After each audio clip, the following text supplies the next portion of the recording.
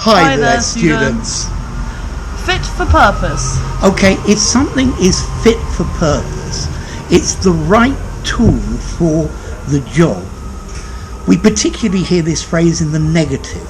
Something is not fit for purpose.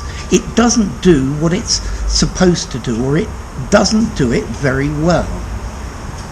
So, for example, we could think about the idiom to use a sledgehammer to crack a nut. So a sledgehammer is a really big hammer that is used to knock down walls, for example. And obviously a sledgehammer is not fit for the purpose of cracking a nut, because you're just going to absolutely destroy the nut, and yeah, it's inadequate for the job. Okay, I've heard this phrase used quite often for things like laws, and they say that this law is not fit for purpose.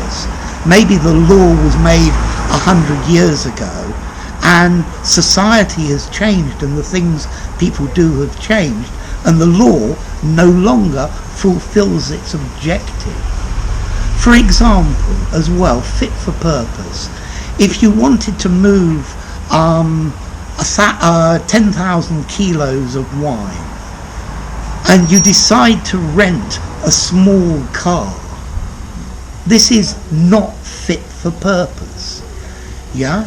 If you wanted to dig a hole and you go and buy a spoon to dig your hole with, the spoon is not fit for purpose. You can dig your hole with it, but it's going to take you ages. You need a spade. So something that's fit for purpose is something that's appropriate. Let's see, also notice the verb to fit is an irregular verb. Fit, fit, fit. It fit, it fitted.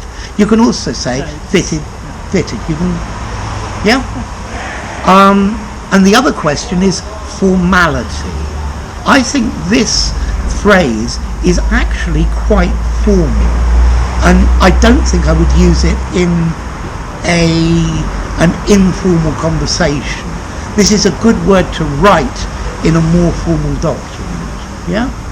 So, fit for purpose. If something is fit for purpose, it's the right tool to do the job. It's something suitable. Okay? So, I think that's enough. If you enjoyed the video, yeah, go on. If you enjoyed the video, give it a rating. Subscribe to this channel. And I'll see you soon. Bye for now. Bye for now.